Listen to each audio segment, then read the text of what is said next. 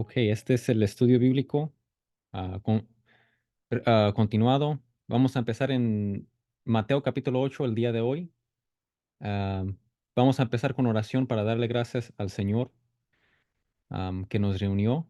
Pero antes de hacer eso, voy a dar dos anuncios, los mismos anuncios de siempre. Pueden controlar ah, la velocidad del video yendo a la esquina del video y presionando los tres puntos verticales, y si no va a ser como un símbolo de configuración. Ahí le pueden, am, tienen ahí una opción de velocidad, ¿sí? Y pueden cambiarla según sus gustos, más lento o más rápido. Y también otra cosa que les voy a decir es que ya tenemos lista de producción. Entonces, si quieren ver todos los videos desde Mateo capítulo 1, se pueden meter al canal y ya de allí está el playlist. Si tienen en inglés y si están las configuraciones en español de su celular, entonces va a salir lista de reproducción. Entonces, y así es como pueden ver los videos en orden. Y también vamos a continuar con más videos de diferentes libros, primeramente Dios. Entonces, vamos a empezar aquí ahora con oración en el nombre del Padre y del Hijo y del Espíritu Santo. Amén.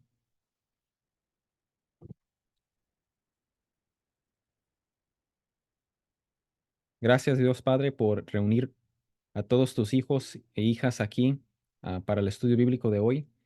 Gracias por usarme como instrumento para predicar tu palabra, y te pedimos que mandes a tu Espíritu Santo por medio de tu Hijo amado Jesucristo para que nos llene y para que abra nuestras mentes, nuestros corazones y la alma para recibir esta palabra. Ayúdame a predicar correctamente tu palabra y quita todo tipo de equivocaciones o herejías, quítalas de este estudio bíblico para que sea completamente verdadero. Y ayúdame a recordar todos los hechos, ayúdame a dar toda la información importante y también traer te pedimos que traigas todas las preguntas necesarias para que se pregunten y para que se aclare todo como debe de ser. Y ayúdanos a ser fuertes ante la tentación, y también a ser fuertes especialmente en esta temporada de Cuaresma. Y también pedimos la intercesión de nuestra Madre María para que nos guíe con su mano poderosa para poder cumplir tu voluntad igual como ella lo hizo. Y pedimos la intercesión de los santos, especialmente San Mateo, para poder explicar su evangelio correctamente, y también la intercesión de San Ambrosio y de todos los santos de la iglesia, todos los ángeles que están en el cielo, para poder seguir el ejemplo bueno de todos los santos que vivieron y que siguieron el ejemplo de tu Hijo Jesucristo. Y vamos a acabar aquí con una oración que hizo San Ambrosio. San Ambrosio, un hombre muy importante de la iglesia porque él fue maestro de San Agustín. San Agustín fue su discípulo. Entonces, este es un padre de la iglesia muy grande. Él vivió en el siglo IV. Entonces, estos son más o menos entre el año 300 y 400. Hace mucho, mucho tiempo. Dice él: Oh Señor, quien da misericordia a todos, quita todos mis pecados y prende el fuego amoroso del Espíritu Santo en mí. Quita mi corazón de piedra y dame un corazón de carne, un corazón para amarte y adorarte, un corazón para sentir, para regocijar en ti, para seguirte y estar siempre a tu lado. Por nuestro Hijo Jesucristo, amén. En el nombre del Padre y del Hijo y del Espíritu Santo, amén. ¿Ok? Entonces, ahí está esa oración de San Ambrosio. Y les digo, él fue un padre de la iglesia muy importante, maestro de San Agustín. Y ahí lo estuve traduciendo, ¿verdad? Entonces, perdón por las pausas, pero estaba traduciendo más o menos lo que el espíritu de lo que está diciendo, ¿verdad? Entonces, Mateo capítulo 8, ahora estamos, ya repasamos todo el sermón en el monte, cuando Cristo, nuestro Señor, dio las leyes del cristiano. Y ahora vamos a pasar a Mateo capítulo 8, donde él empieza a caminar por todas partes, especialmente en una ciudad llamada Capernaum, y ahí va a hacer muchos milagros, ¿sí? Entonces aquí ya empezó su ministerio y vamos a ver lo que pasa aquí. Dice, cuando Jesús bajó del monte, grandes multitudes lo seguían. Entonces Jesús bajando del monte, eso nos hace recordar Moisés, porque él también bajó del monte, ¿verdad? En el Antiguo Testamento. Entonces Jesucristo es un nuevo Moisés, porque, pero a la vez es más grande que Moisés, porque él es el Hijo de Dios, él es Dios encarnado. Versículo 2 dice, y se acercó un leproso y se postró ante él diciendo, Señor, si quieres, puedes limpiarme. Extendiendo Jesús la mano, lo tocó diciendo, quiero, sé limpio. Y al instante quedó limpio de su lepra. Entonces Jesús le dijo, mira, no se lo digas a nadie, sino ve, muéstrate al sacerdote y presenta la ofrenda que ordenó Moisés para que les sirva de testimonio a ellos. Entonces, esta persona, sanado de esa enfermedad, ahora dice Cristo, preséntate al sacerdote y presenta la ofrenda. Esto es basado en Levítico capítulo 14. Cuando a una persona en el Antiguo Testamento le pegaba lepra, se tenía que separar del pueblo en cuarentena. Y después, si Dios lo sana, pues regresaba al pueblo, o más bien se topaba con un sacerdote, pues un sacerdote iba y lo analizaba, asegurándose que ya estaba curado y ya lo integraba de nuevo al pueblo con un sacrificio. Eso está escrito en Levítico capítulo 14. Entonces, esto nos da a saber que en este tiempo todavía estaban bajo la antigua ley. Aún Cristo no impone la nueva ley, que es la ley del Mesías, ¿sí? Entonces, todavía estaban siguiendo las leyes del Antiguo Testamento. Y otra cosa que dice, muy interesante, dice que Jesús extendió su mano, lo tocó y le dijo, quiero, sea limpio. Esto quiere decir que Cristo estaba sanando por su propio poder, porque en el Antiguo Testamento, y esto es muy, muy importante conocer el Antiguo Testamento porque es la base del Nuevo Testamento. El Antiguo Testamento es la base del Nuevo Testamento. Entonces, conociendo el Antiguo Testamento nos va a ayudar a conocer el Nuevo Testamento. Y por eso el Antiguo Testamento es muy, muy importante. También es palabra de Dios y es base del Nuevo Testamento. Especialmente para este evangelio, el evangelio de San Mateo, que fue escrito a los judíos. Entonces, vamos a ver ahora en la mente del judío de ese tiempo, ¿sí? Basado en el Antiguo Testamento, quién era el que sana la lepra. Vamos a ver aquí, Segunda de Reyes, capítulo 5, versículos 5 al 7, dice, el rey de Siria le respondió, está bien, ve, que yo mandaré una carta al rey de Israel. Este rey le va a mandar una carta al rey de Israel para que mande a uno de sus oficiales llamado Naamán, que tenía lepra. Esos son tiempos del Antiguo Testamento, los tiempos de Eliseo, el profeta. Vamos a ver ahora cómo reacciona el rey de Israel, porque esta era la mentalidad de los judíos de ese tiempo.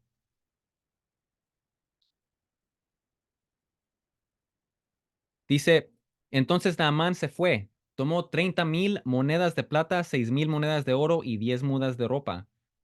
Mucho dinero, pues, que le quiere dar.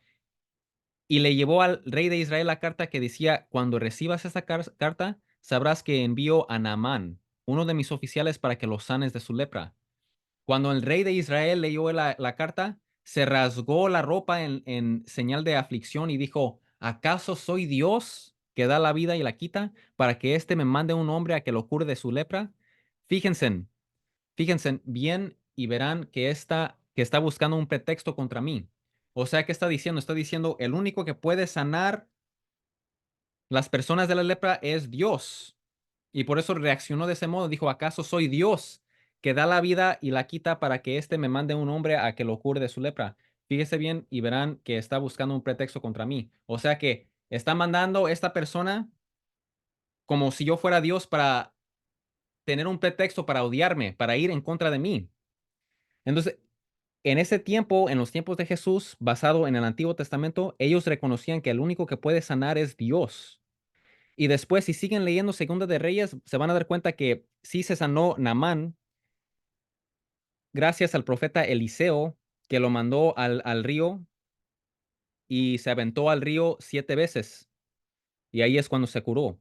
¿Verdad? Estoy seguro que lo han escuchado especialmente en la misa. Cada año escuchamos esa lectura. Entonces, pero Eliseo lo hizo muy claro que él no estaba sanando. El que lo estaba sanando es Dios. Y por eso ni siquiera lo miró frente a frente, cara a cara, sino mandó a otra persona por él para hacer el asunto claro que él no lo está sanando, el que lo está sanando es Dios. Y ya después de eso, Naamán se puso a adorar el Dios de Israel. Y eso está escrito en Segunda de Reyes. Entonces, según la mente de los judíos, basado en el Antiguo Testamento, en los tiempos de Jesucristo, creían que solamente Dios puede sanar. Entonces, esto es prueba que Jesucristo es Dios porque Él no dijo, oh, yo quiero que te sanes, pero vamos a orar y a ver qué pasa. No, dijo, quiero, sé limpio.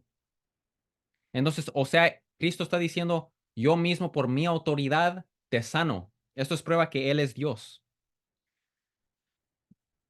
La lepra en el bueno, la lepra en la Biblia representa el pecado. El hecho de tener lepra no quiere decir que la persona cometió un pecado necesariamente, pero sí representa eso en el Antiguo Testamento y en el Nuevo Testamento. La lepra representa el pecado, es como símbolo del pecado. ¿Por qué? Porque la lepra es algo que aparecía en el cuerpo, una mancha en el cuerpo. Y el pecado es una mancha en el alma. Entonces, eso físico, esa enfermedad física representaba el pecado. Y por eso, si nos fijamos em, en el Antiguo Testamento, hay algo que se llama am, impuridad ritual. Impuridad ritual. Eso quiere decir, no necesariamente es pecado. Por ejemplo, tener una persona que tiene lepra no quiere decir que está en pecado porque tiene lepra. ¿Sí? El hecho de tener lepra no quiere decir que la persona es un pecador o ha hecho un pecado, ¿verdad? O que la lepra es pecado, sino que representa el pecado. Ese es mi punto, ¿verdad? Entonces vamos a ver ahora unos versículos del Antiguo Testamento porque para que no se confundan, no crean que cuando am, la Biblia en el Antiguo Testamento cuando habla de la lepra y dice impuro, por ejemplo, aquí les voy a dar un ejemplo aquí. Levítico capítulo 13, versículo 3 dice el sacerdote deberá examinar la llaga en la piel, o sea, va a examinar a la persona que tiene esa mancha en la piel. Y si el pelo en la llaga se ha vuelto blanco y la llaga se ve más hundida que la piel, seguramente es llaga de lepra. Luego que el sacerdote haya examinado a esa persona, la declarará impura, impura. Entonces, esa persona que tiene lepra se declarará impura. No es que, oh, tener lepra es pecado, sino que es una impuridad am, que simboliza algo más. En este caso simboliza el pecado, pero también era por la seguridad de las demás personas que se alejaran. Pero repito, a la vez representa el pecado. ¿Por qué esto es importante? Noten cómo Jesús lo limpia de esa lepra. Esto representa para nosotros algo espiritual, que Jesús es quien nos quita el pecado, como está escrito en Mateo capítulo 1, que Él nos salvó de nuestros pecados. Y igual aquí Levítico capítulo 13, versículo 8, si al examinar el sacerdote al enfermo ve que la irritación se ha extendido por toda la piel, entonces lo declarará impuro, pues está enfermo de lepra. Pero acuérdese que esto, ahí cuando habla de impuro o impura, no está hablando de pecado, está hablando de algo, una palabra que se usaba en el Antiguo Testamento para referirse a personas que no podían participar en las cosas del templo, porque si tienes lepra te tienes que separar, ni siquiera te puedes ir a, mm, a los servicios, ¿verdad? De adoración con la comunidad. Pero les voy a dar más ejemplos para comprobar esto, que no es que sea pecado, sino que es una palabra que se usaba para referirse a la impuridad ritual. Tenían que esperar hasta que se curaba la lepra por un milagro de Dios. O este es otro ejemplo aquí, Levítico capítulo 11, versículo 35. Todo aquello sobre la que caiga el cadáver de uno de esos animales quedará impuro, hablando de los animales impuros. Ahora, un animal impuro no quiere decir que es un animal pecador, porque los animales no pueden pecar. Los animales no pueden pecar porque no tienen conocimiento del pecado. Para pecar tienes que tener conocimiento del pecado. Entonces, eso es así. Y dice, quedará impuro, ¿qué? Vamos a ver, aunque sea un horno o una doble hornilla, deberá ser destruido. Es un objeto impuro. ¿Cómo que un objeto puede ser impuro? Un objeto no puede tener pecado. Ah, porque no está hablando del pecado. Está hablando de impuridad ritual, que no necesariamente es pecado, ¿sí? Por eso es muy importante reconocer esto, porque muchos protestantes que dicen María tuvo pecado. Muchos de ellos dicen que María en el Evangelio de San Lucas ofreció un sacrificio al templo después de que se embarazó y tuvo un hijo. Y eso está escrito en Levítico capítulo 12. Una mujer tenía que hacer eso. Después de tener un hijo, se quedaba impura y tenía que ir después de que se acababa ese tiempo, un periodo de impuridad, tenía que ir a ofrecer un sacrificio. Entonces, muchos dicen, oh, eso es prueba que María tuvo pecado, pero no, no está hablando del pecado. Está hablando de impuridad ritual, que no necesariamente es pecado. Obviamente, tener un hijo o una hija no es pecado, y aquí está la prueba. Génesis capítulo 1, versículo 28, Dios les dio la bendición a Adán y Eva, tengan muchos, muchos hijos, ¿verdad? Multiplíquense, llenen el mundo y gobiernenlo, ¿sí? Acuérdense, sean fructíferos y multiplíquense. Eso viene de Génesis capítulo 1. Era una bendición de Dios. Salmos 127, versículo 3. Los hijos que nos nacen son ricas bendiciones del Señor. Son bendiciones, no es un pecado tener un hijo. Este es otro ejemplo. Cuando un hombre tenga un derrame de semen, se lavará con agua todo el cuerpo y será considerado impuro hasta el anochecer. Entonces hay un periodo de donde se dice que es impuro, pero no es pecado, porque también eso es algo natural que le pasa a los hombres. No necesariamente es pecado. Levítico capítulo 15. Si un hombre y una mujer tienen relaciones, los dos deberán lavarse con agua y quedarán impuros hasta el anochecer. ¿Es pecado tener relaciones dentro del matrimonio? No. Está hablando en el Antiguo Testamento no está hablando del pecado, está hablando de otra cosa, no está hablando del pecado. Esto es algo natural. En el matrimonio, Dios lo mandó en Génesis capítulo 1. Dios dio esa bendición en Génesis capítulo 1. Entonces, eso de la lepra representa el pecado, pero no necesariamente es pecado, sino que representa el pecado, ¿sí? Y vamos a ver más sobre las cosas del Antiguo Testamento y cómo representan cosas, ¿sí? Ya después. Pero ahí está eso. Ahora,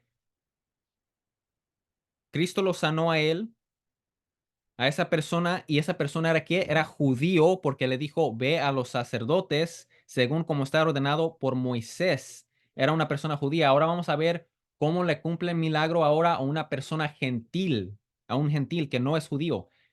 Dice, al entrar Jesús en Capernaum, se acercó un centurión. Un centurión era un soldado romano. Y le suplicó, Señor, mi criado está postrado en casa, paralítico, sufriendo mucho. Y Jesús le dijo, yo iré y lo sanaré. Pero el centurión respondió, Señor, no soy digno de que tú entres bajo mi techo, solamente di la palabra y mi criado quedará sano. Esas son las palabras que decimos en la misa, ¿verdad? Señor, yo no soy digno de que entres en mi casa, pero una palabra tuya bastará para sanarme. De ahí vienen estas palabras de Mateo capítulo 8, versículo 8. Y dice, porque yo también soy hombre bajo autoridad, con soldados a mis órdenes, y digo a este, ve y va, y al otro ven y viene, y a mi siervo, haz esto y lo hace. Al oírlo, Jesús se maravilló y dijo a los que lo seguían, en verdad les digo que en Israel no he hallado en nadie una fe tan grande.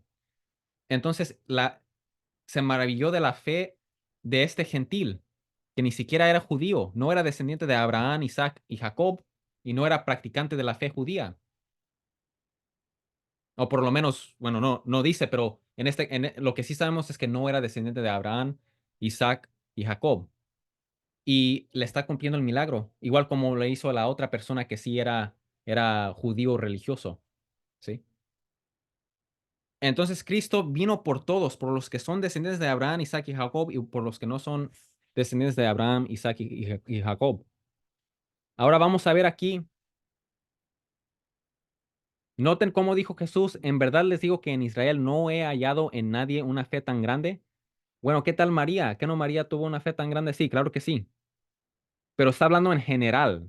En general no ha visto en Israel una fe tan grande como tenía esta persona. Porque noten lo que dijo. Dijo, yo no soy digno de que entres a mi casa. ¿Qué significa eso? Lo que está diciendo es que yo sé que tú eres una persona, no eres una persona humana como nosotros. Eres más, eres algo más. Y yo tengo fe que ni siquiera tienes que entrar a mi casa. Desde aquí lo puedes sanar. Esa era una fe tan grande. Y por eso dice que se maravilló Jesús y le dijo, no he visto en Israel en nadie una fe tan grande. Entonces, eso de decir yo no soy digno es algo bien, pero asegúrense de que no se convierta en algo desordenado. ¿Cómo desordenado? Sí. Es que si una persona dice yo no soy digno de recibir a Cristo, entonces ya no voy a ir a misa. O si dice yo no soy digno de que Jesús me perdone por mis pecados, entonces ya no voy a ir a confesarme, ¿sí? Eso ya es algo desordenado. Eso ya es algo que no se debe decir. Pero sí se puede decir, Señor, yo no soy digno de recibirte porque no merezco tu salvación, porque tú eres perfecto y yo soy un pecador. Sí, esas son palabras buenas y correctas. Pero ya si pasas a decir, yo no merezco la salvación de Jesús, entonces ya no voy a ir a misa, ya no voy a ir a confesarme, no voy a acercar a los sacramentos, ahí ya te estás alejando de Dios. Entonces, Cristo desde allí los sanó. Fíjense en lo que dice el versículo 11. Jesús les digo que vendrán muchos del oriente y del occidente, o sea, personas de todo el mundo, y se sentarán a la mesa con Abraham, Isaac y Jacob en el reino de los cielos. Pero los hijos del reino serán arrojados a las tinieblas de afuera. Allí será el llanto y el crujir de dientes. Entonces, no necesariamente porque seas descendiente de Abraham, Isaac y Jacob vas a ir al cielo, dice Jesús, porque va a haber muchísimas personas que no son descendientes de Abraham, Isaac y Jacob como nosotros, que Dios va a dejar entrar al cielo por su fe en Cristo. Pero va a haber personas, los hijos del reino, que son los judíos, que no van a entrar al cielo debido al pecado y debido al rechazo debido al hecho de que rechazaron al Hijo de Dios. Entonces, no es suficiente ser hijo de Abraham, Isaac y Jacob, dice Jesús, porque tiene que aceptar a Jesús y la vida que nos da. Y dice ahora el versículo 12, o perdón, el 13, dice, entonces Jesús le dijo al centurión, vete, así como has creído, te sea hecho. Y el criado fue sanado en esta misma hora. Entonces, desde allí Jesús lo sanó, no tuvo ni siquiera que entrar a la casa. De igual modo, Jesús sentado a la derecha, a la mano derecha del Padre, nos sana desde allí.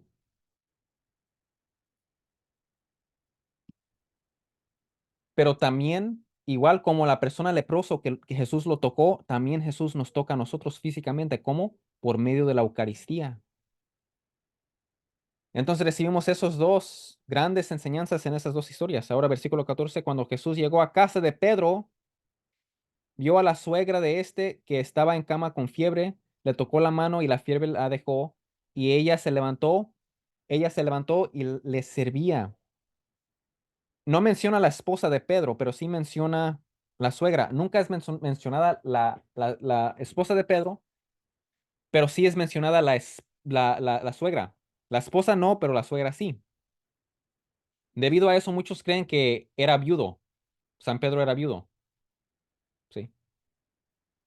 Versículo 16, al atardecer le trajeron muchos endemoniados y expulsó a los espíritus con su palabra y sanó a todos los que estaban enfermos para que se cumpliera lo que fue dicho por medio del profeta, lo que fue dicho por medio del profeta Isaías cuando dijo, Él tomó nuestras flaqueces y llevó nuestras enfermedades. Esto está escrito, esto lo tomó Mateo de Isaías capítulo 53, versículos 1 al 10.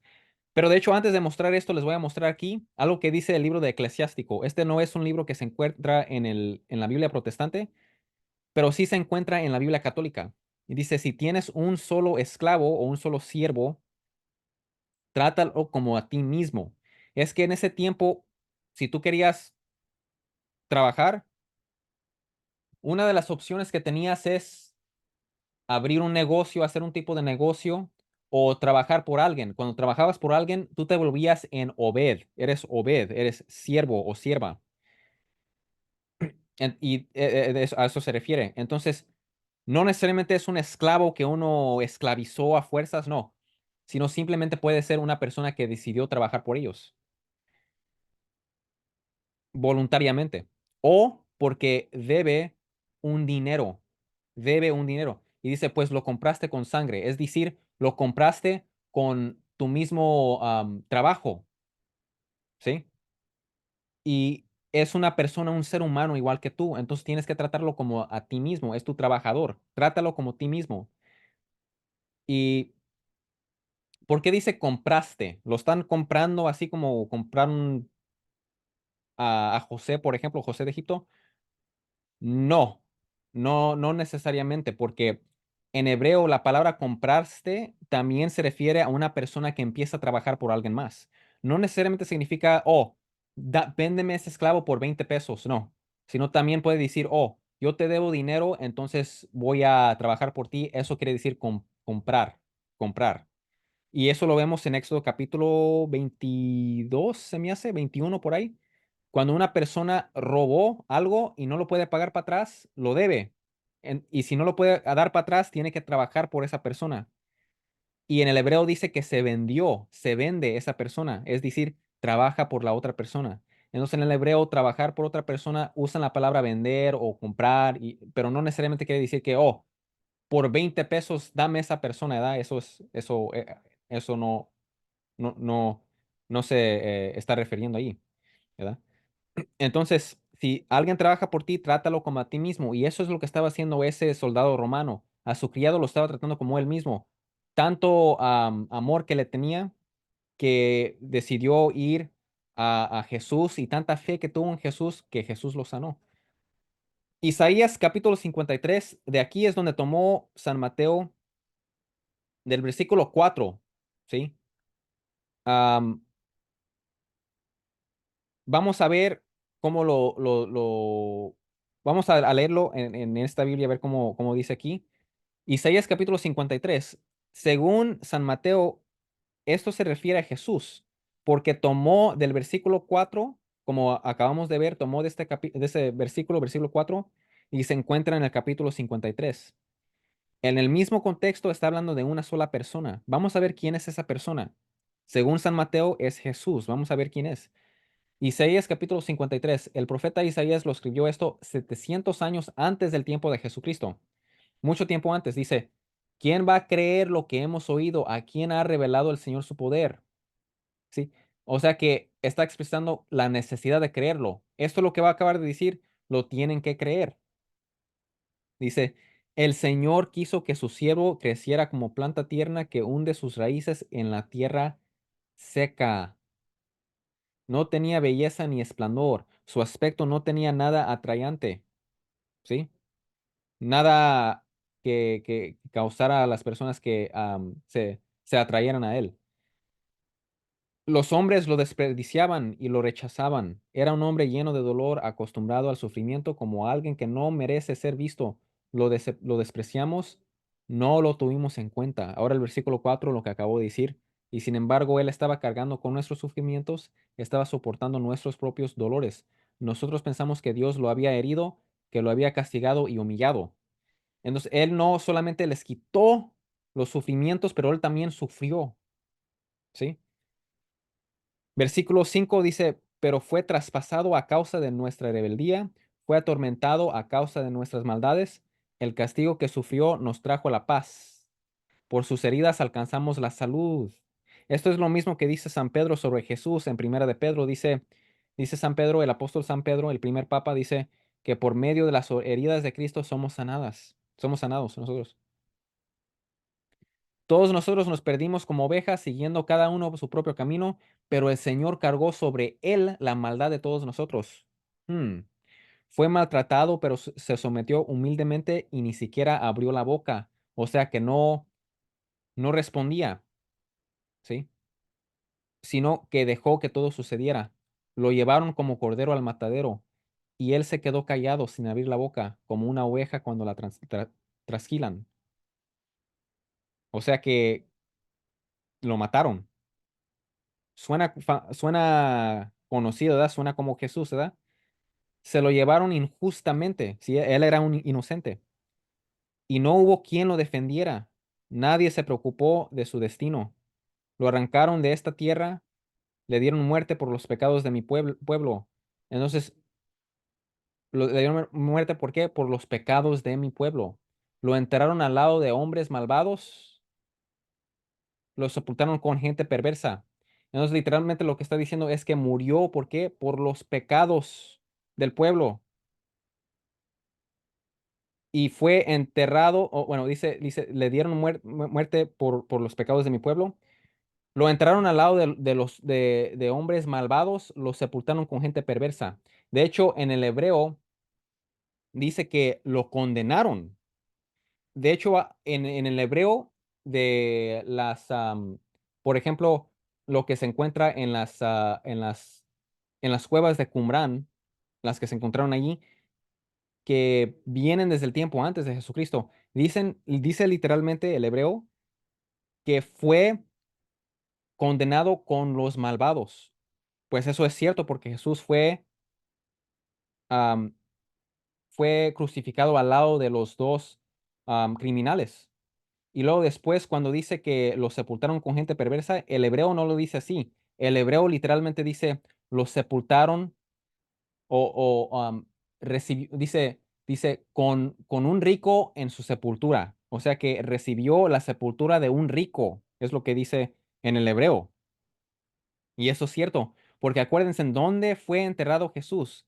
Fue enterrado en la tumba de José de Arimatea, que según el Nuevo Testamento era un hombre rico. Entonces fue enterrado en una tumba de una persona rica. Eso es lo que dice el hebreo. Aunque nunca cometió ningún crimen, ¿sí? Era sin pecado, ni hubo engaño en su boca, no era mentiroso, hablaba de la verdad. Y por eso dice el Juan capítulo 14, versículo 6, dice Jesús, yo soy la verdad, el camino, o yo soy el camino, la verdad y la vida. El Señor quiso oprimirlo con el sufrimiento, o sea, que era parte de la voluntad de Dios que pasara eso, y puesto que Él se entregó en sacrificio por el pecado, Él era sacrificio por el pecado, Él es la expiación de nuestros pecados. Cristo fue crucificado por nuestros pecados. Esto es 700 años antes del tiempo de Jesús. Tendrá larga vida y llegará a ver sus descendientes como que tendrá larga vida. Por medio de Él tendrán éxito los planes de Dios. Sí, porque él cumple la voluntad de Dios. Pero ¿por qué dice tendrá larga vida si murió? Murió, pero tendrá larga vida. Ah, porque resucitará. Esto es 700 años antes del tiempo de Jesús. Entonces, ¿qué, qué cosa se da? Entonces, en nuestros sufrimientos, a veces no entendemos por qué sucede algo, pero Jesús mismo cuando se hizo hombre, no se hizo persona que iba a vivir entre los reyes, sino se hizo una persona pobre que sufría mucho. Él mismo sufrió. Dios mismo sufrió y con gusto sufriría de nuevo por nosotros, porque nos ama. Ahora, dice aquí, viendo Jesús una multitud a su alrededor, dio orden de pasar al otro lado del mar, y un escriba se acercó y le dijo, Maestro, te seguiré a donde quiera que vayas.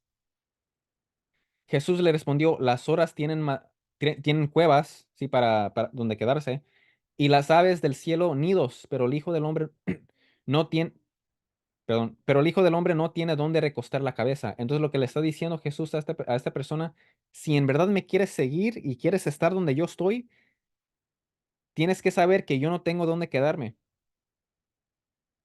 Entonces, va- no vas a recibir una mansión, no vas a recibir un palacio, sino si quieres estar conmigo y quieres estar donde yo estoy, vas a pasar una noche sin casa, ¿sí? Entonces, ¿qué nos está enseñando aquí Jesús? Que el simple hecho de aceptar a Jesús en nuestras vidas, para que Él sea nuestro maestro, nuestro Dios, nuestro Señor, no necesariamente quiere decir que la vida va a ser fácil, sino pueden venir muchas tentaciones, muchas pruebas, y es ¿por qué? Para sanarnos de nuestros pecados, de ese castigo temporal, ¿verdad? Pagar el castigo temporal aquí en la tierra para no tener que pagarlo en el purgatorio. Y también, ¿para qué?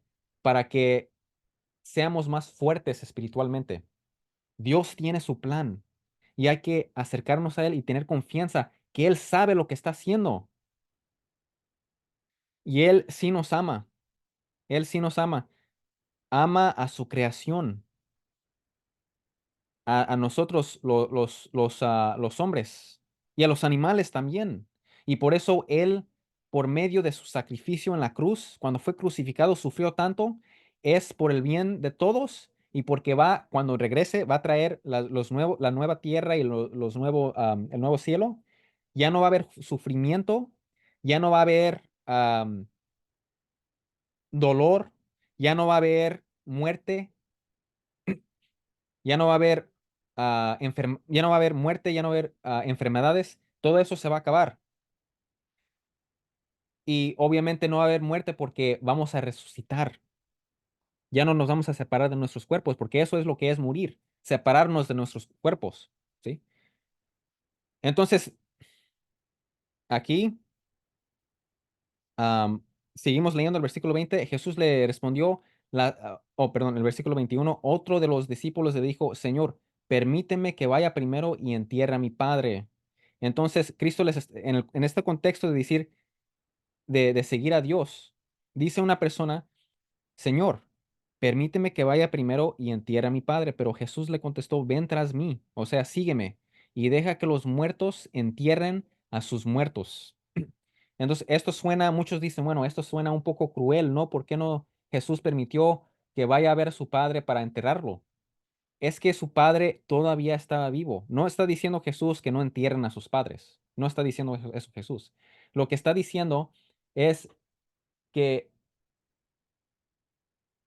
esta persona lo que estaba diciendo es que su padre todavía está vivo, pero yo no voy a seguir a Cristo. Jesús, yo no te voy a seguir hasta que muera mi padre. Mm, ese es el problema. Y hay muchas personas que piensan así. Sí voy a seguir a Dios, claro que sí, pero ya después. En la cama, cuando esté enfermo, ya me vaya a morir, allí me voy a arrepentir. ¿Sí? Y eso es un mal pensamiento. Y por eso Jesús dice, síganme, síganme y dejen que los muertos entierren a sus muertos. Es decir, si él decide esperar hasta enterrar a su padre, va a estar muerto espiritualmente. Entonces, este muerto espiritualmente va a enterrar a otra persona que está muerto. Ahora lo entienden cuando dice, deja que los muertos entierren a sus muertos. No está diciendo que una persona muerta va a enterrar a otra persona muerta, porque obviamente no se puede ni siquiera, no se puede ni siquiera mover porque están muertos. Están muertos, entonces no se pueden mover, pero Jesús no está hablando de eso. Jesús está diciendo literalmente, deja que los muertos espiritualmente entierren a los que están muertos físicamente. Es decir, si te esperas hasta que muera tu padre, vas a estar muerto espiritualmente porque me necesitas a mí. Tienes que seguir tu conciencia. Tienes que seguir lo que Dios te está diciendo que hagas. Versículo 23. Cuando entró Jesús en la barca, sus discípulos lo siguieron y de pronto se desató una gran tormenta en el mar de Galilea, de modo que las olas cubrían la barca, pero Jesús estaba dormido. Llegándose a él, lo despertaron. Llegándose a él, lo despertaron diciendo, Señor, sálvanos, que perecemos. Y el Señor les contestó. ¿Por qué tienen miedo, hombres de poca fe? Entonces Jesús se levantó, reprendió a los vientos y al mar, y sobrevino una gran calma. Los hombres se maravillaron y decían, ¿quién es este? Que aún los vientos y el mar lo obedecen. Muy grande esta historia. ¿Por qué? Porque noten cómo Jesús tiene control del mar, tiene control del viento, ¿sí? Y por eso se maravillaron, dijeron, pues ¿quién es este hombre que hasta el mar y el viento le hace caso? ¿Será Dios en la carne? Porque según el Antiguo Testamento, ese poder lo tiene Dios, Dios. Y ahorita lo vamos a ver. Pero antes de ver eso, vamos a ver por qué Jesús les dijo hombres de poca fe. Bueno, obviamente estando ya, a lo mejor pensaron que se iban a morir, ¿verdad? ¿Por qué les dice Cristo hombres de poca fe? Jesús estaba dormido y cuando despertó les dijo hombres de poca fe. ¿Por qué tienen miedo? Ellos miraron la grandeza de Jesús. No tenían pretexto para no tener fe. Ellos miraron la grandeza y el poder de Jesús y miraron que estaba dormido y que Dios estaba con él.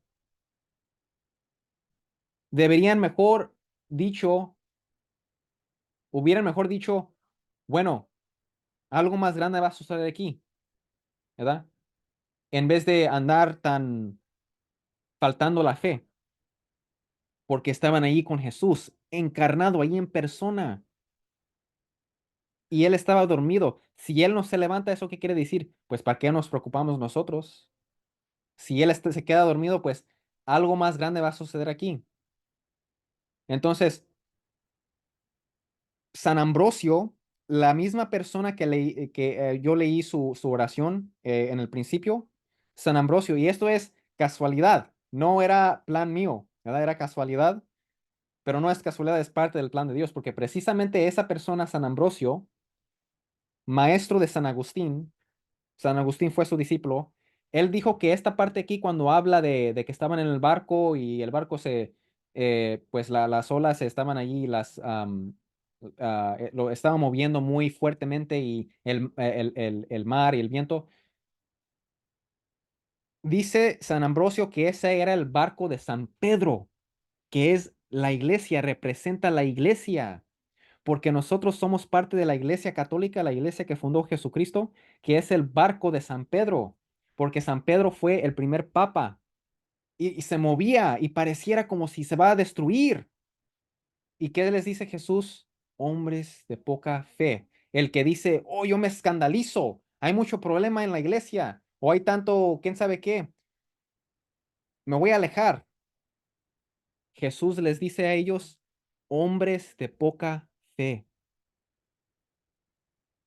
Entonces hay que seguir en la iglesia que Cristo fundó porque Él la está respaldando y hay que trabajar dentro de la iglesia. Cuando veamos problemas hay que orar, hay que ofrecer sacrificios. Pueden ser ayunos, puede ser actos justos, por ejemplo, dar limosna, dar al pobre, dar a los necesitados, ofrecer esos sacrificios para que Cristo venga a sanar la iglesia. Y también en cuestión de cuando hay ataques por afuera, por ejemplo, persecuciones, ¿sí? Pero siempre seguir dentro de la iglesia que Cristo fundó y trabajar desde adentro, corregir a las personas desde adentro. Ese es un acto de misericordia, corregir a los demás. Y ahora, fíjense, ¿por qué quedaron tan maravillados? Porque ellos se dan cuenta que este no es simplemente un profeta, ¿sí? Ellos siendo judíos conocían el Antiguo Testamento, por ejemplo, Salmo 107. Salmo 107.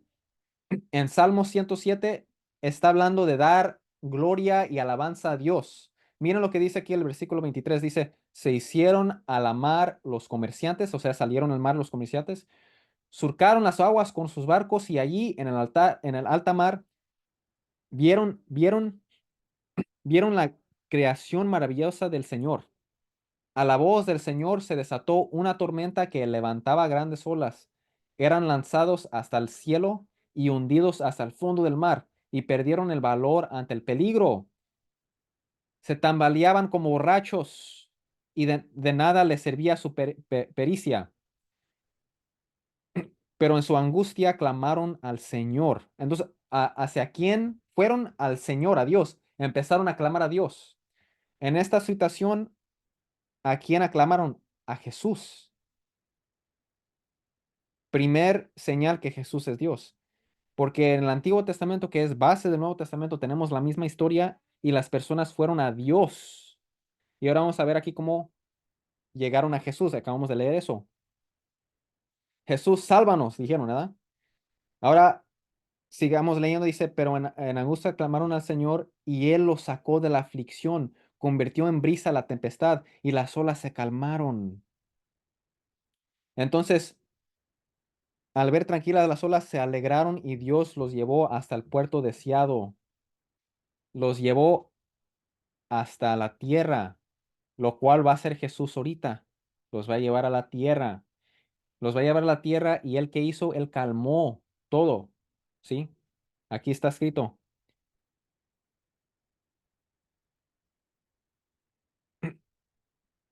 Jesús reprendió a los vientos y al mar y sobrevino una gran calma.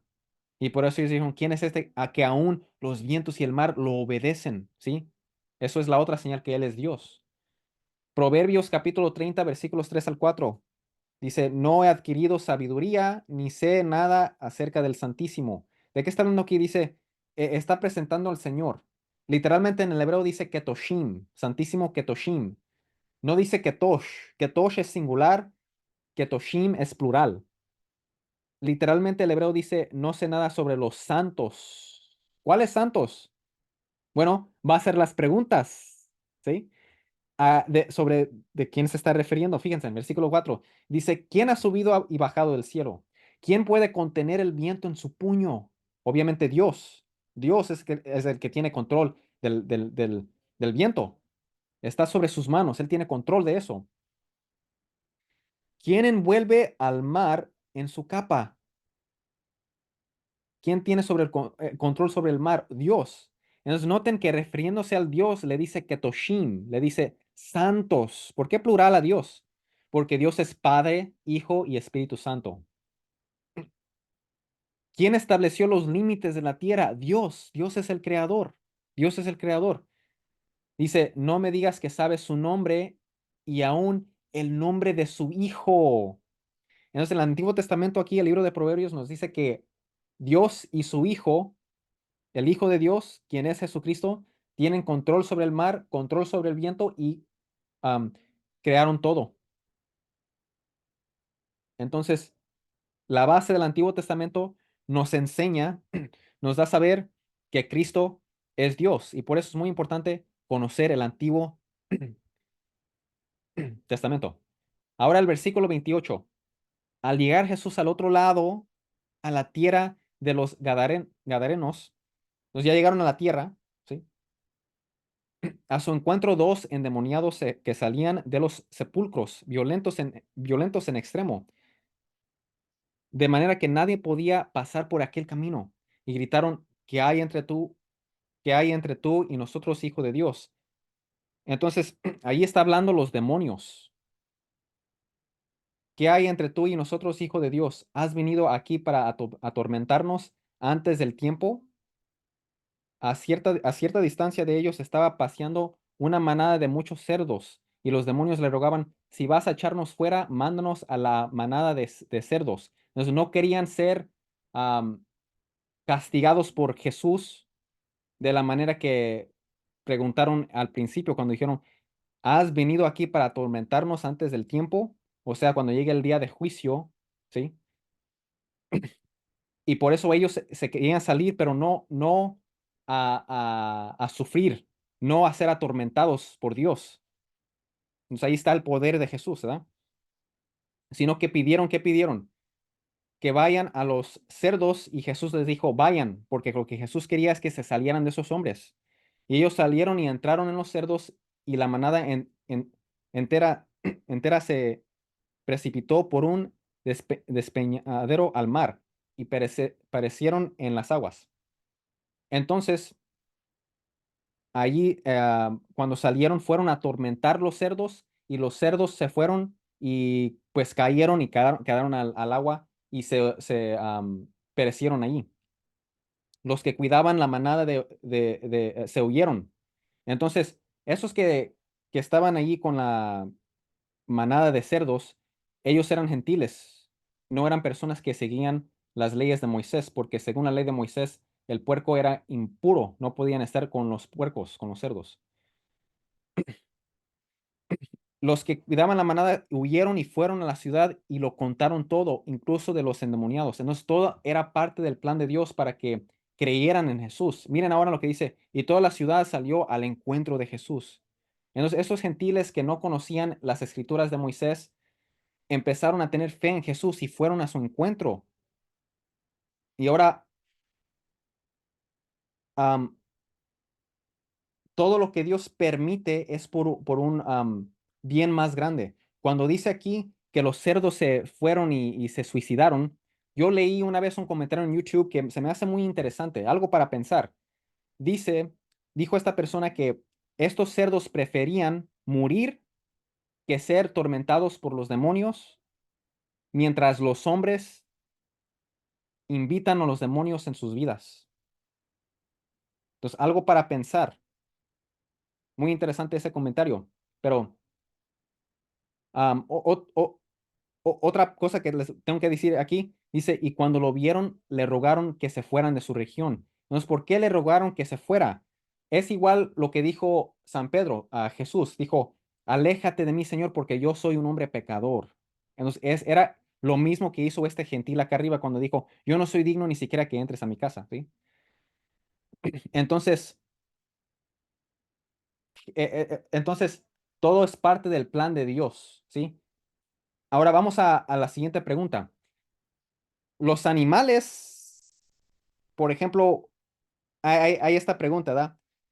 Los animales, incluso los animales que sufren en esta vida, ¿entran al cielo? ¿Hay un cielo para ellos? Hay esa pregunta entre los teólogos católicos que se preguntan en sí si hay cielo para los animales. Porque muchos, incluso especialmente ateos, dicen, bueno, ¿por qué tanto sufrimiento de los animales? ¿Por qué tanto sufrimiento que ellos padecen cuando un animal va y muerde la cara de otro animal? Tanto sufrimiento que ellos padecen. ¿Por qué? ¿Por qué Dios lo permite? Recuerden, todo es por un bien más grande que Dios va a construir. Dios no se alegra de esas cosas. Dios no se alegra de esas cosas, sino es parte de un plan más grande. Si nosotros vemos a Jesús en la cruz sin entender por qué estaba allí, ¿qué nos diríamos? Diríamos, bueno, esta persona quizás Dios lo odia. ¿Por qué está colgado allí de la cruz tanta sangre que está derramando? De seguro Dios lo odia, ¿sí? O quizás dirán, ¿dónde está Dios? ¿Dónde está Dios? ¿verdad? Pero esas son las preguntas que se hace una persona que no conoce la verdad de Dios. Porque si conocieran, se darían cuenta que eso es algo muy grande que están viendo. La cruz de Jesús, aunque está sufriendo, es para algo más grande. Lo más grande es para la salvación. Es para que la pasemos toda la eternidad con nuestro Dios, en comunión con Él. Entonces, viéndolo de esta perspectiva humana, somos finitos, no tenemos una mente como Dios, obviamente no vamos a entender todas las cosas que hace Dios o que Dios permite que pase, porque Dios no está poniendo una pistola hacia una persona disparándole, Dios no está aventando un león a tragarse a un perro o algo así, ¿verdad? Sino que Dios lo permite. Pero la razón que lo permite muchas de las veces es simplemente fuera de nuestros pensamientos. Por eso dice el profeta Isaías, mis pensamientos no son tus pensamientos, dice el Señor. Él es infinito, Él tiene infinita sabiduría, Él sabe lo que está haciendo. Ahora vamos a ver si los animales entran al cielo. ¿Sí? Los animales no tienen pecado, no han hecho, no pueden hacer pecado en sí porque no tienen conocimiento, ellos no contemplan. Muchas de las veces nosotros nos ponemos a pensar, bueno, estos animales van y atacan a otro animal y de seguro los animales se sienten muy tristes cuando eso pasa. Bueno, obviamente sienten dolor, pero no tienen ese mismo pensamiento de nosotros. ¿Cómo? Nosotros somos personas con razonamiento. Nosotros tenemos mente que Dios nos dio para contemplar y nosotros podemos hacer filosofía, ¿sí? Y decir, bueno, esto es justo, esto es injusto. Los animales no piensan así, no piensan, esto es injusto. No, ellos no contemplan, ellos simplemente están tratando de sobrevivir. Cuando un animal se va corriendo, no está diciendo, qué león tan injusto, no, sino está diciendo, yo me tengo que ir de aquí. Sé que el león tiene que tragar, pero yo tengo que subir también. No están pensando del igual modo que nosotros pensamos. Ese es un dato interesante, ¿verdad? Pero ahora vamos a ver, ¿ellos tienen alma? Bueno, según Santo Tomás Aquino, que Santo Tomás Aquino es un muy gran santo de la iglesia, muy grandísimo ese santo, muy respetado en, en el mundo intelectual de la Iglesia Católica. Él dice que los animales sí tienen alma. Los animales sí tienen alma, pero no es una alma humana. Nosotros tenemos alma que razona. Los animales tienen alma, pero de una manera diferente. Ellos tienen una alma que no razona, no contempla, ¿sí? No contempla. No dice, bueno, ¿qué sucede si vamos al espacio? ¿Verdad? Esas son cosas de los seres humanos, nosotros contemplamos. Y entonces muchos dicen, bueno, los animales no pueden entrar al cielo porque no tienen alma. Bueno, no necesariamente, porque Santo Tomás Aquino dice que sí tienen alma. Es muy posible que sí lo tienen. Y de hecho, yo diría que son pruebas. Yo escuché esto de una persona llamado Jimmy Akin, yo he mencionado a Jimmy Akin antes, una persona con mucho conocimiento, y él explica que los médicos reportan personas que han experimentado cosas fuera de sus cuerpos, como si existieran la alma. Un ejemplo, una mujer mexicana, migrante de México, ¿verdad? Estaba en Washington, en el estado de Washington, y le pegó un ataque en el corazón y murió. O sea, bueno, se le paró el corazón. La mandaron al hospital, estaba inconsciente, la revivieron. Y ella dijo cuando despertó, hablaba poco inglés, pero una persona ahí hablaba español y le empezó a explicar, yo miré cuando me estaban operando, yo me salí de mi cuerpo, yo miré que cómo me estaban, yo miré, te miré a ti, te miré a ti, miré cómo me estaban operando y me subí a otro piso y miré unos zapatos azules de tenis, algo así, dijo. Y dijeron ellos, ¿tenis de azules? ¿Cómo, a qué se refiere esta señora? Fueron y lo buscaron, estaba escondido. Fueron, lo buscaron y lo encontraron. Y ellos ni en cuenta cómo salió esto. Ellos no sabían que estaba un par de tenis allí, pero esa mujer sí. ¿Cómo es posible? Ella estaba inconsciente. Ella, pues, nunca subió a ese piso tampoco. Entonces, los médicos se quedaron sorprendidos. Y eso es prueba de que sí existe algo más allá. Sí existe la otra vida. Y quizás no subió al cielo o al purgatorio o X, quizás porque todavía no era su tiempo y iba a regresar. Era simplemente, o Dios quizás lo permitió que sucediera. ¿Por qué? Para que ella platicara la historia, para que nosotros sepamos que sí existe el alma y sí hay vida después de esta. Entonces hay que vivir bien. Todo por la gloria de Dios. Dios tiene su plan, acuérdense. Y otro ejemplo es el ejemplo el ejemplo de una señora, el ejemplo de una señora que estaba en el hospital por mucho tiempo. O no sé, no sé si era por mucho tiempo o me imagino que era por mucho tiempo, no sé. A lo mejor era por algunos días, no recuerdo. Pero esta señora se murió y cuando la resucitaron los médicos, ella dijo que miró a sus familiares que habían muerto y extrañamente también miró a su perro. Y dijo, esto es muy extraño porque mi perro sigue vivo. Bueno, resulta que su perro había muerto, pero ella no sabía, ella estaba en el hospital y su perro había muerto. Y miró a su perro muerto después en la otra vida y ella ni en cuenta que estaba muerto.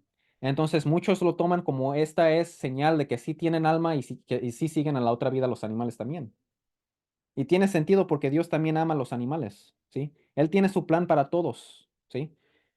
Entonces, sería algo muy interesante. Y repito, esto es algo que sí se permite creer, sí puedes creer, no es algo, no es una herejía, no es nada. Por eso hay incluso sacerdotes, ¿verdad? Que te van a decir, sí, es permitido, lo puedes creer. Entonces, capítulo 9 versículo 1. Y eso nos da, ¿verdad? Nos da gusto, ¿verdad? Saber que entre más entren al cielo, pues muy bien. Mateo capítulo 9 versículo 1 dice, subiendo Jesús en una barca, pasó al otro lado del mar y llegó a su ciudad. Aquí dice su ciudad. ¿A qué se refiere cuando dice a su ciudad? ¿Alguien me puede decir cuál es esa ciudad, la ciudad de Jesús? Bueno, depende. Dice San Agustín que si hablas en cuestión de su nacimiento, su ciudad es Belén. Si hablas en cuestión de dónde fue criado, su ciudad es Nazaret. Nazaret. Por eso es Jesús de Nazaret, ¿verdad? Jesús el Nazareno. Jesús el Nazareno porque fue criado en Nazaret. Pero si hablas de su ciudad en cuestión de dónde hacía sus grandes milagros, ¿verdad? Y la mayoría de sus milagros es Capernaum. Capernaum. Se la pasó mucho tiempo allí haciendo milagros. Entonces, esa es la explicación de San Agustín, que está hablando de Capernaum. Y sí concuerda con el Evangelio de San Lucas que menciona que esto sucedió en Capernaum. Se me hace que era Lucas o Marcos, uno o el otro, o los dos, o los dos. Versículo 2. Y le trajeron un paralítico, una persona que ni siquiera se puede mover. Esto representa a nosotros cuando estamos en pecado, no nos podemos salir. Necesitamos el poder de Jesús para salirnos del pecado. Él estaba echado en una camilla porque no podía caminar y allí lo llevaban a Jesús. Y Jesús, viendo la fe de ellos, dijo al paralítico, anímate, hijo, tus pecados te son perdonados. Viendo la fe de ellos, perdonó al hombre. ¿Esto qué nos da a saber? Que el bautismo infantil sí es correcto, porque Jesús mira la fe de su iglesia presentando a este niño, Señor, este niño es tuyo, esta niña es tuyo, es tuya. Y te pedimos que los consagres a ti, que formen parte de ti, que tu espíritu se esté en ellos, que ellos se convierten en templo y Jesús escucha por la fe de la iglesia y por eso cuenta el bautismo infantil. Jesús, conociendo sus pensamientos, los pensamientos de la persona. Me brinqué un versículo, perdón. Versículo 3 dice: algunos de los escribas decían para sí o entre sí, en ellos mismos, en sus pensamientos, este blasfema, es una blasfemia. Solamente Dios perdona pecados. ¿Cómo se le ocurre decir esto? Sí, especialmente en esos tiempos, porque si tú querías que un pecado se te perdonara, tienes que presentarte al sacerdote, el sacerdote va a hacer el sacrificio y ese sacrificio va a ser para que se perdone el pecado. Eso está escrito, por ejemplo, en Levítico capítulo 4, Levítico capítulo 5. ¿Cómo se le ocurre a Jesús decir tus pecados son perdonados y ya, estás, son perdonados? ¿Eso no cuenta? No, sí cuenta. Y Jesús nos va a explicar por qué. Versículo 4. Jesús, conociendo sus pensamientos, dijo, ¿por qué piensan mal en sus corazones? Wow. Otra prueba que Él es Dios.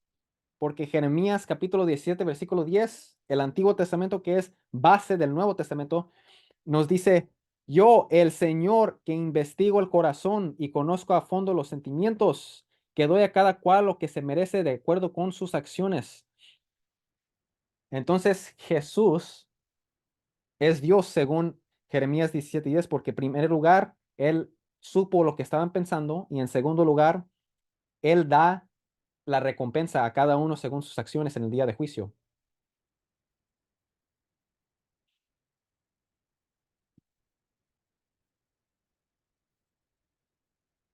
Y dice, ¿por qué? No, dijo, por qué piensan mal en sus corazones? Porque ¿qué es más fácil decir, tus pecados te son perdonados o decir, levántate y anda? Quizás pensarán, bueno, es más difícil decir, levántate y anda porque pues eso requiere un milagro. Pero también, el punto aquí es que también es difícil decir tus pecados te son perdonados porque eso requiere poder. ¿Cómo vas a saber si tus pecados son perdonados? Aquí está la prueba, dice Jesús. Pues para que sepan que el Hijo del Hombre tiene autoridad en la tierra para perdonar pecados. Entonces dijo al paralítico, levántate, toma tu camilla y vete a tu casa. Y levantándose el paralítico, se fue a su casa. Entonces ahí estaba la prueba que él puede perdonar pecados.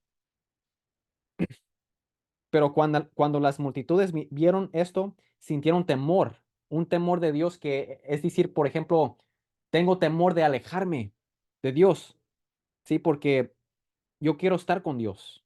Yo no quiero las consecuencias de alejarme de Dios. Eso no vale la pena. Yo quiero estar con Dios. Ese es un buen temor, tener temor de alejarnos de Dios. Y por eso dice lo siguiente, glorificaron a Dios, que había dado tal poder a los hombres. Esto refleja el hecho de que Cristo usó su humanidad como instrumento para perdonar.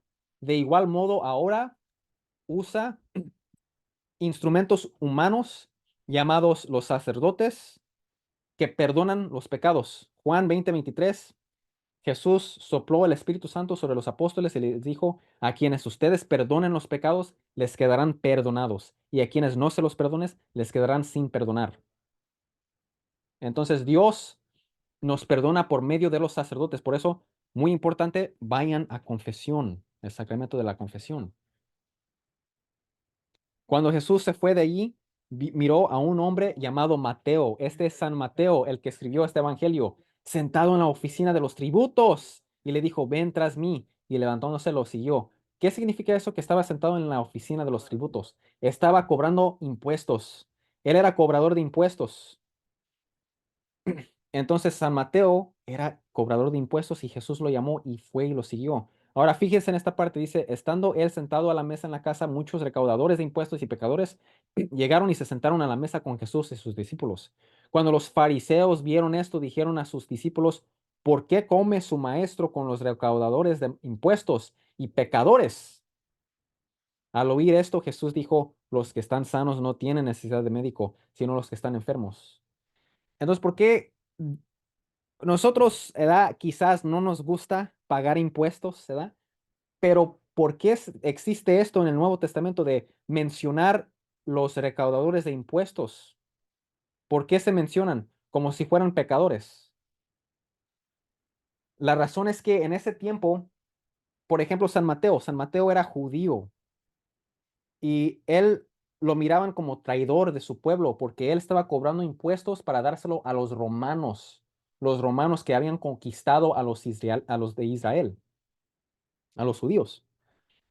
Entonces, ellos los miraban como traidores, en primer lugar, y en segundo lugar, ellos era muy reconocido que ellos usaban extorsión.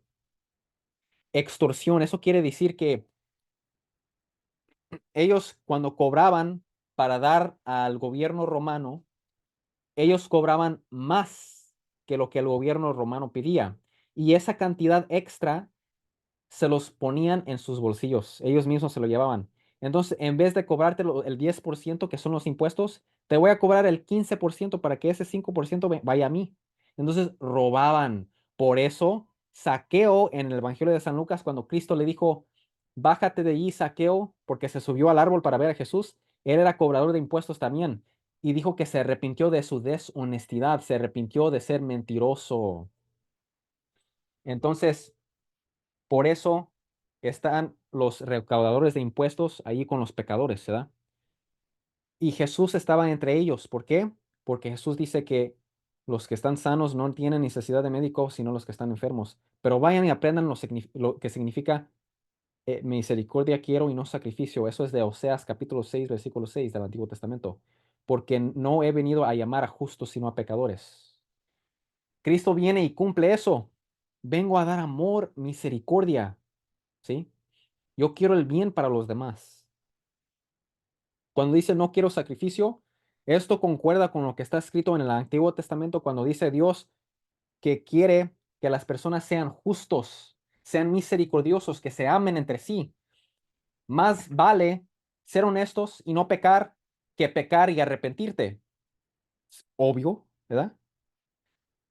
Pero muchos se confunden y dicen, oh, yo pensé que Dios quiere que me arrepienta. Sí, claro que sí. Dios sí quiere que te arrepientas, pero es mejor que no peques.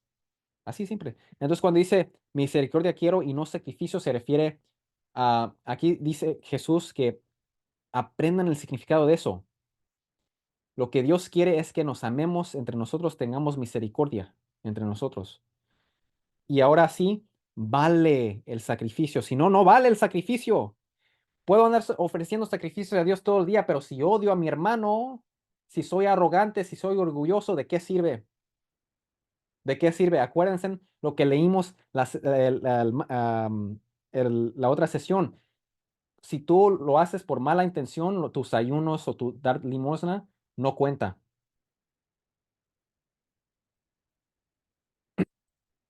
Versículo 14. Entonces los discípulos de Juan se acercaron a Jesús diciendo, ¿por qué nosotros y los fariseos ayunamos, pero tus discípulos no ayunan? ¿Quiénes son los discípulos de Juan? Son los discípulos de San Juan el Bautista. Ellos se acercaron a Jesús y le preguntaron, ¿por qué nosotros y los fariseos ayunamos, pero tus discípulos no ayunan? Y Jesús les respondió, ¿acaso los acompañantes del novio pueden estar de luto mientras el novio está con ellos? Pero vendrán días cuando el novio les será quitado y entonces ayunarán. Es que el ayuno también representa estar en luto, estar en luto, ayunar, estar en luto. Ellos estando con Jesús allí presente físicamente en su cuerpo, caminando entre ellos, predicando entre ellos, no estaban ayunando, porque eso representa la alegría de estar con Él. Pero cuando Jesús se va de ellos, ahí es cuando van a empezar a ayunar. Y por eso hasta el día de hoy ayunamos. Y Jesús les respondió, perdón, versículo 16. Nadie pone un remiendo de tela nueva en un vestido viejo porque el remiendo al encogerse, tira tira del vestido y se produce una rotura peor. Y nadie echa vino nuevo en odres viejos, porque entonces los odres se revientan, el vino se derrama y los odres se pierden, sino que se echa vino nuevo en odres nuevos y ambos se conservan. ¿Qué está diciendo aquí Jesús? Está usando símbolos que se usaban en ese tiempo, cosas que el público conocía bien, de no mezclar lo viejo con el nuevo.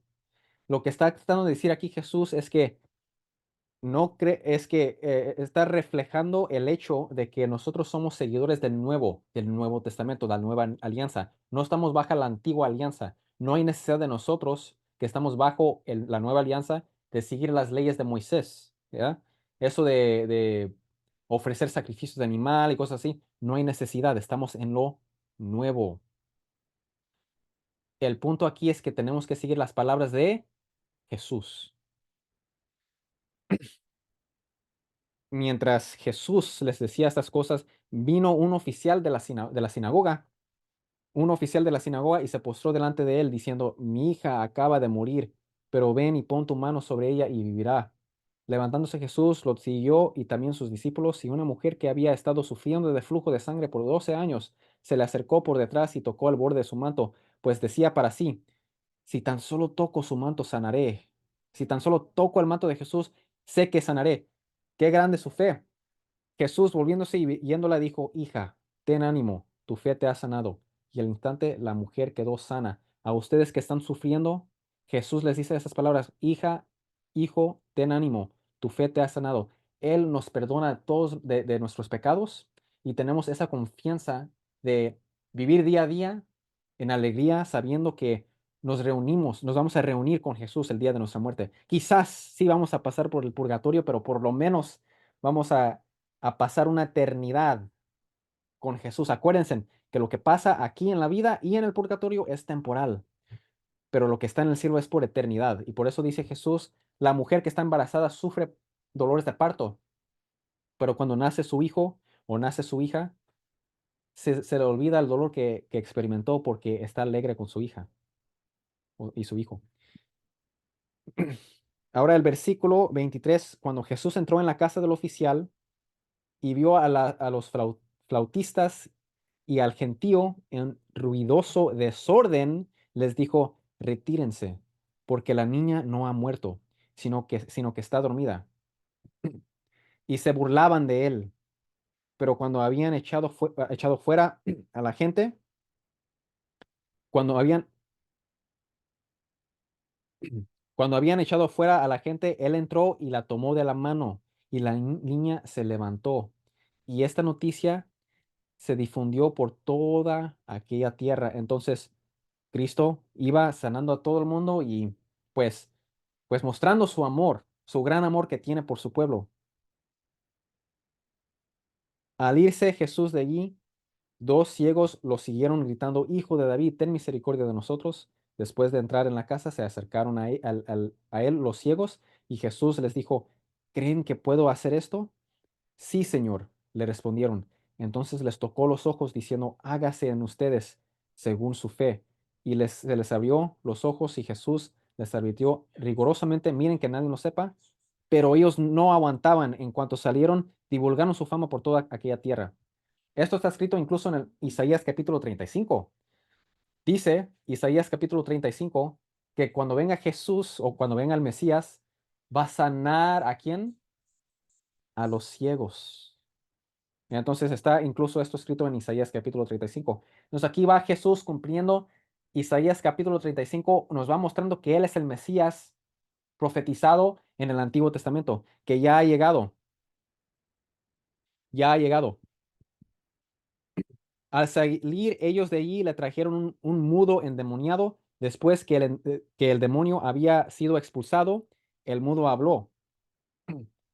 Después que el demonio había sido expulsado, el mudo habló y las multitudes se maravillaban y decían, jamás se ha visto cosa igual en Israel. Pero los fariseos decían, él echa fuera los demonios por el príncipe de los demonios. Entonces, noten que después que el demonio había sido expulsado, el mudo habló y todas las personas miraron el poder de Dios, pero los fariseos no querían creer. Ellos buscaban cualquier pretexto para no creer en Dios y empezaron a decir, oh, lo hace con el poder de los demonios, en vez de decir, Él es mandado por Dios. ¿Por qué? Estaban orgullosos, no se querían arrepentir. Jesús recorrió todas las ciudades y aldeas, enseñando en las sinagogas de ellos, proclamando el evangelio del reino y sanando toda enfermedad y toda dolencia, mostrando que él tenía el poder. Y viendo las multitudes, tuvo compasión de ellas, porque estaban angustiadas y habitadas como ovejas que no tienen pastor. Entonces dijo a sus discípulos, la cosecha es mucho, la cosecha es mucha, pero los obreros pocos. Por tanto, pidan al Señor de la cosecha que envíe obreros a su cosecha. Entonces, cuando nosotros nos hace falta en la iglesia, tenemos que orar, ¿verdad? Para que Dios nos dé lo que necesitamos. Y creo que con eso podemos acabar este estudio bíblico.